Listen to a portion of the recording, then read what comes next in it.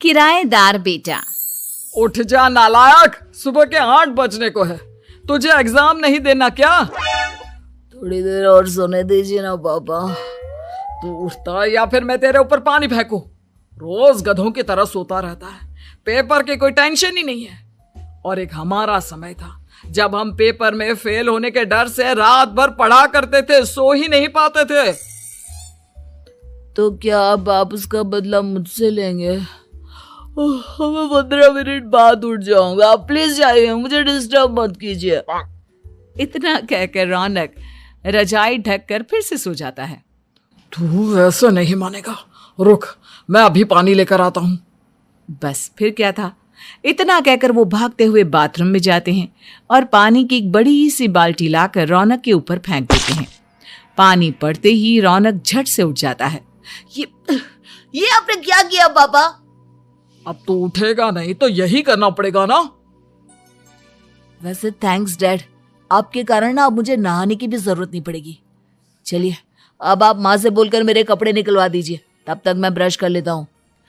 वैसे कल ना आप एक काम और करना, नहलाने के साथ साथ मुझे ब्रश भी करवा देना। ये ब्रश करने में ना मुझे बहुत आलस आता है।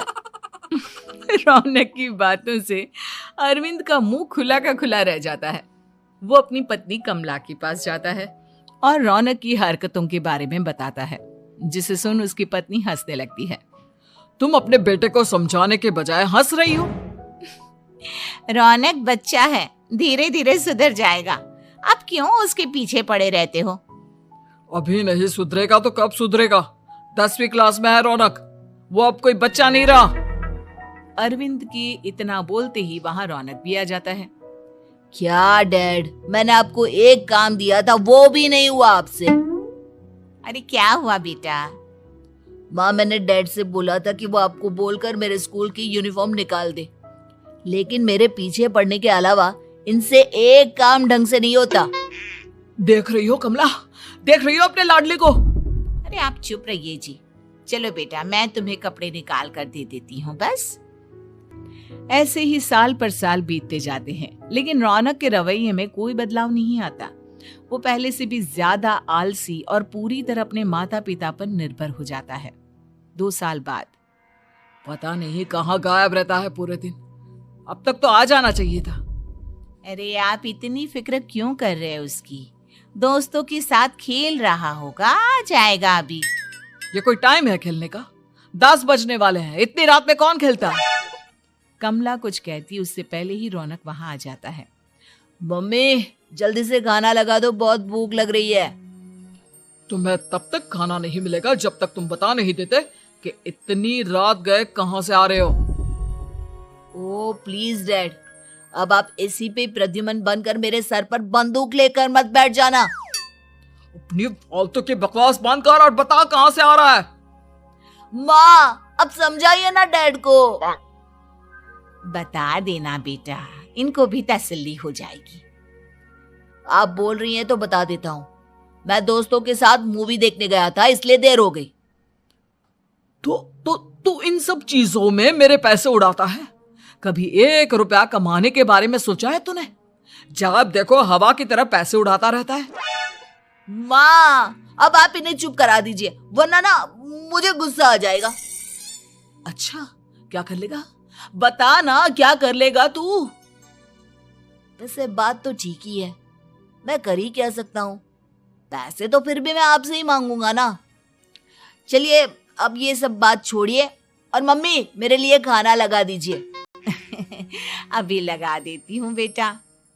मैं बता रहा हूँ कमला, एक दिन ये ऐसे ही बिगड़ जाएगा। ओफो, आप क्यों इतना पीछे पड़े रहते हो मेरे बच्चे के? बात की बाद में देखेंगे, अभी आप शांति से उसे खाना खाने देंगे। अगले दिन डैडी मुझे 10,000 रुपए चाहिए। हाँ? अब इतने पैसे क्यों चाहिए तुझे? डैड आप बिना सवाल किए कभी पैसे नहीं दे सकते क्या? जब तक तू बताएगा नहीं तुझे पैसे भी नहीं मिलेंगे। अरे अब आप अपने बेटे को पैसे भी नहीं दे सकते? नालायक, तेरी उम्र के लोग नौकरी करते हैं और एक तू है जो नौकरी करने का नाम ही नहीं लेता कभी। आप लोगों के होते हुए भला मैं नौकरी क्यों करूं? अरे हम कब तक पैसे देंगे तुझे? तुझे भी तो अपने पैरों पर खड़ा होना होगा ना। कौन सा उधार के पैरों पर खड़ा हूं? अपने ही तो पैरों पर खड़ा हूं मैं। इसी तरह रौनक दिन प्रतिदिन लापरवाह होता जाता है। उसकी लापरवाही को देखते हुए अरविंद और कमला अपने बेटे की शादी कराने का फैसला लेते हैं और 1 महीने के अंदर अंदर ही रौनक की शादी मेघा नाम की लड़की से करा देते हैं। शादी के कुछ दिन बाद, रौनक, मुझे एक अच्छी सी साड़ी चाहिए, आप ला दोगी ना? हाँ, क्यों नहीं। कितने तक की आती है साड़ी? यही करीब 5,000 तक की। तुम चिंता मत करो, मैं आज ही डैडी से पैसे मांगकर तुम्हारे लिए साड़ी ले आऊंगा। आप कब तक ऐसे ही अपने पापा से पैसे मांगते रहेंगी? कोई अच्छी सी नौकरी क्यों नहीं कर लेते आप? अरे डैड के होते हुए मुझे नौकरी करने की जरूरत ही क्या है? पर आप ऐसे कब तक उनसे पैसे मांगते रहेंगे? कुछ आपको अपने दम पर भी तो करना होगा ना। अब तुम भी बाकी लोगों की तरह मुझे ज्ञान देना शुरू मत कर देना। साड़ी चाहिए ना तुम्हें, मिल जाएगी बस। इतना कहकर रौनक अपने पिता से पैसे मांगने चला जाता है। डैडी, मुझे 5,000 रुपया चाहिए। अब 5,000 क्यों चाहिए तुझे? वो मेघा को साड़ी चाहिए थी। अरविंद आगे बिना कुछ कहे चुपचाप उसे पैसे निकाल कर दे देता है। कुछ दिन बाद, तुम्हें नहीं लगता कमला, रौनक हम पर पहले से भी ज्यादा डिपेंड हो गया है? मुझे तो अब उसके भविष्य की चिंता होने लगी है। कल को हमें कुछ हो गया तो वो क्या करेगा? काश तुमने पहले ये सोच लिया होता तो आज हमारा बेटा इतना लापरवाह नहीं होता। तब मुझे कहाँ पता था कि मेरा लाड प्यार उसे इतना बिगाड़ देगा कि वो इस हद तक लापरवाह बन जाएगा। कोई बात नहीं, अभी भी देर नहीं हुई। मुझे पता है उसे कैसे सुधारा जा सकता है। कैसे? अरविंद कुछ कहता उससे पहले रौनक वहां आ जाता है और पैसों के लिए हाथ फैलाने लगता है। डैड, मैं और मेघा बाहर घूमने जाना चाहते हैं। अरे वाह, ये आज सूरज कहाँ से निकला है? Dad please. अच्छा चलो अब मुद्दे की बात करो। मुझे अब 25,000 चाहिए। अब तुम्हें 1 रुपया भी नहीं मिलने वाला। अगर तुम्हें पैसों की इतनी ही जरूरत है तो कोई ढंग की नौकरी कर लो। मम्मी, आप कुछ कहिए ना डैड को। बेटा, वो गलत क्या बोल रहे हैं? ये सब हम तेरे भले के लिए ही तो कर रहे हैं। मम्मा, मैंने बताया ना आपको, मुझे नहीं करनी कोई जॉब वॉब। तो ठीक है, निकल जाओ हमारे घर से। तुम्हारे जैसे लोगों के लिए मैंने ये घर खड़ा नहीं किया है। जितना ये घर आपका है ना, उतना ही मेरा भी है। मैं कहीं नहीं जाने वाला। जाना तो पड़ेगा ही तुझे, क्योंकि अब मैं तेरा कोई भी खर्चा नहीं उठाने वाला। ठीक है, मत उठाइए मेरा खर्चा, मैं अपने दम पर भी जी सकता हूँ। तो बेशर्मों की तरह अब तक यहाँ क्यों खड़ा है? अपना सामान ले और निकल जाए यहाँ से। रौनक पैर पटकते हुए वहां से चला जाता है। घर से निकालना जरूरी है क्या उसे? बिना पैसों के कौन रखेगा उसे किराए पर? अगर उसका भविष्य सुधारना है तो हमें अपने दिल पर पत्थर रखकर ये कदम उठाना ही होगा। दोनों बात कर रहे होते हैं कि रौनक अपनी पत्नी के साथ एक बड़ा सा बैग लेकर घर से निकल जाता है, लेकिन घर से बाहर उसे कोई भी मुफ्त में अपने घर किराए पर नहीं रखता। अंत में थक हार कर वो फिर से अपने घर चला जाता है। क्या हुआ?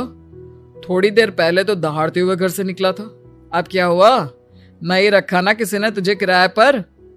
डैड प्लीज, मैं कुछ दिनों में कोई अच्छी सी नौकरी शुरू कर दूंगा। आप तब तक तो हमें रख लीजिए प्लीज।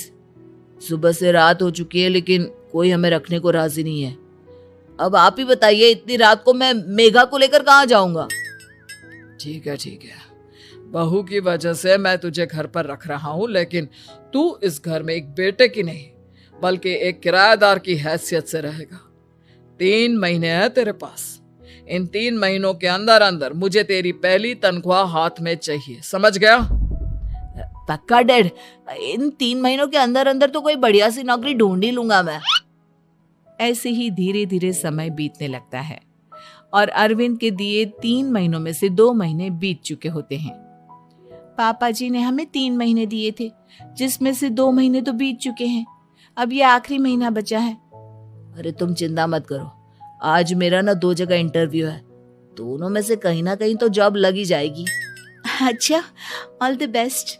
रौनक इंटरव्यू के लिए निकल जाता है, जिसके बाद शाम में रौनक घर आता है। कैसा गया इंटरव्यू? आपकी नौकरी लगी या नहीं? अरे पहले सांस तो ले लेने दो अच्छे से। बताइए ना, मुझसे तो जरा भी इंतजार नहीं हो रहा है। वो दरअसल बात यह है कि मेरी नौकरी तो लग चुकी है, लेकिन पैसे बहुत कम है। कितने पैसे हैं? 15,000। इतने में अरविंद और कमला मिठाई का डिब्बा लेकर आ जाते हैं। बधाई हो बेटा। हम जानते थे तेरी जॉब जरूर लगेगी। लेकिन मेरी सैलरी बहुत कम है मम्मा। कम है तो क्या हुआ, धीरे धीरे बढ़ जाएगी। हाँ बेटा, हम तो बस चाहते थे कि तू अपने पैरों पर खड़ा हो जाए। मतलब अब आप मुझे घर से नहीं निकालेंगे? नहीं, ये सब हमने तुझे जिम्मेदार इंसान बनाने के लिए किया था। Thank you mummy papa. अगर आप दोनों ऐसा नहीं करते तो मुझे कभी अपनी जिम्मेदारियों का एहसास तक नहीं होता। आज आपने मुझे सिखा दिया कि इंसान का अपने पैरों पर खड़ा होना भी जरूरी होता है। इतना कहकर रौनक झट से अपने माता पिता के गले लग जाता है और अपनी कमाई की पहली तनख्वाह वो अपने माता पिता के हाथ में सौंपता है। इस तरह रौनक एक गैर जिम्मेदार व्यक्ति से एक जिम्मेदार व्यक्ति बन जाता है।